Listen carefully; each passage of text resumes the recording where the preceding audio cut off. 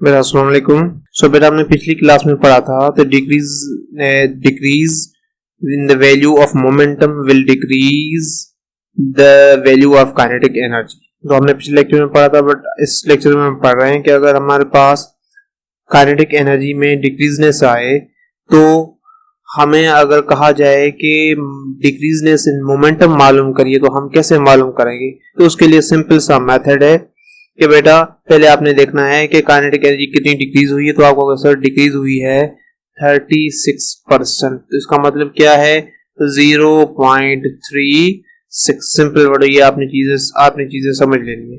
अगला स्टेप क्या करना है बेटा, ये डिक्रीजनेस आ गया तो मैं कहूंगा काइनेटिक एनर्जी जो हमारे पास अभी कितनी है, आपको सर वो है हमारे पास काइनेटिक एनर्जी ओरिजिनल -0.36 ke। ये आपने एक चीज याद रखनी, नोट करनी है। तो बेटा जब माइनस करेंगे तो जवाब क्या मिलेगा, हमें जवाब मिलेगा 0.64 काइनेटिक एनर्जी।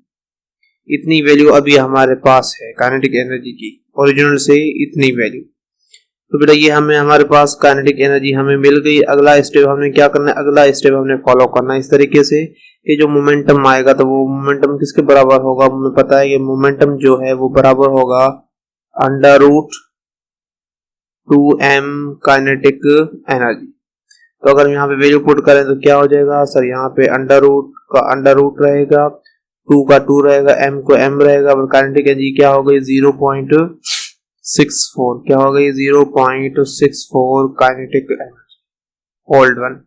तो अगला स्टेप हम क्या कर सकते हैं, हम अगला स्टेप कर सकते हैं बेटा बढ़ा के 6.4 को आप बाहर ले लो तो क्या बन जाएगा, हम इसको लिख सकते हैं √0.64 और हम डायरेक्ट लिख सकते हैं 2m kinetic energy.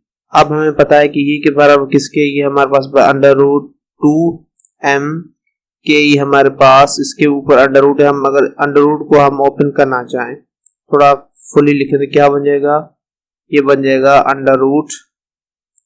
√6.4 multiply √2m kinetic energy. तो ये किसके बराबर है, ये हमारे पास बराबर है ओरिजिनल, ये जैसे कि ये ओरिजिनल काइनेटिक एनर्जी है, ये ओरिजिनल मास है, तो हमें क्या मिलेगा, इसका अंडर रूट मिलेगा हमारे पास ओरिजिनल मोमेंटम। तो हमारे पास ये वैल्यू क्या बन जाएगी, ये बन जाएगी जस्ट ओरिजिनल मोमेंटम और 0.64 का अंडर रूट क्या मिलेगा 0.8।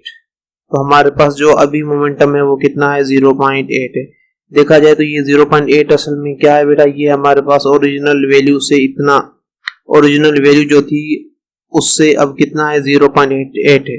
तो ये डिक्रीजनेस कितना आया होगा, चेंज कितना है, तो मैं चेंज से मालूम कर सकता हूँ। चेंज मोमेंटम बराबर होगा P ओरिजिनल माइनस का P डैश। तो P ओरिजिनल कितना है, P है हमारे पास माइनस P है कितना है 0.8 P। जवाब क्या आ जाएगा, हमारे पास जवाब आएगा 0.2 P।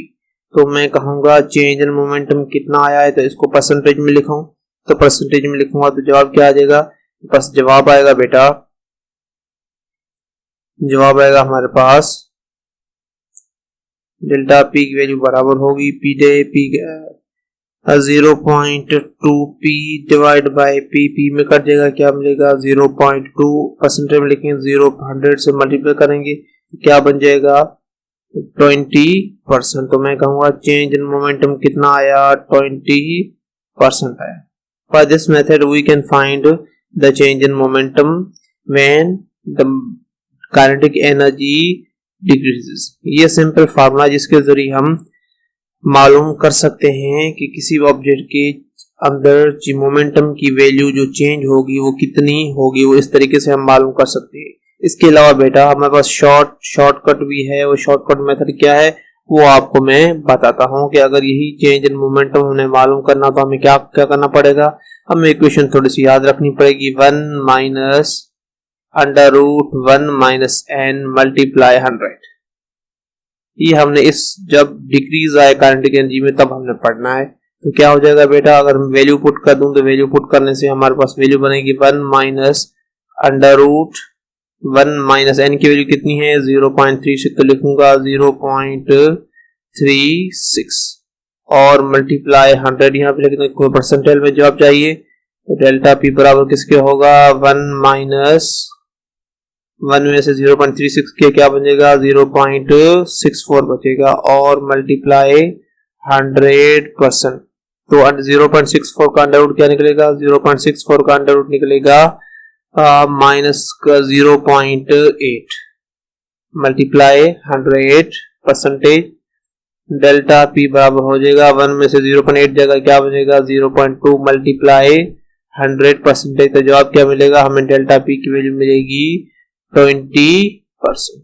तो इस लिहाज से जो हमने ये तरीका किया दोनों का जवाब क्या है बेटा दोनों का जवाब एग्जैक्टली सेम है। तो चाहे ये मेथड आप फार्मूला से याद रखें या ये याद रखें दोनों में जवाब क्या आ जाएगा एग्जैक्टली सेम आएगा।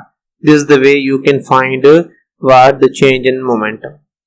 अगर फॉर एग्जांपल मैं कहूं for example if kinetic energy is decreased bye 500% से डिक्रीज हो जाए तो बताओ कि मोमेंटम में कितना डिक्रीज आया होगा। तो वो भी आप कर सकते हैं, ये आपके लिए होमवर्क है। जैसे आप भी ट्राई कीजिए कि अगर मोमेंटम 44 मरतबा डिक्रीज हो या 64 मरतबा डिक्रीज हो या सपोज कर रहा हूँ 100 मरतबा डिक्रीज हो या सपोज कर सकते हैं 300 मरतबा डिक्रीज हो, कोई भी वैल्यू लेके आप ये चीजें प्रैक्टिस कीजिए। और जैसे प्रैक्टिस करेंगे तो आपका जो अगला जो टेस्ट होंगे फॉर एमडीकेट होगा उसमें ये क्वेश्चंस बारी बारी आते रहते हैं, तो इसलिए आप इनकी प्रिपरेशन कीजिए। ठीक है बेटा, अल्लाह हाफिज।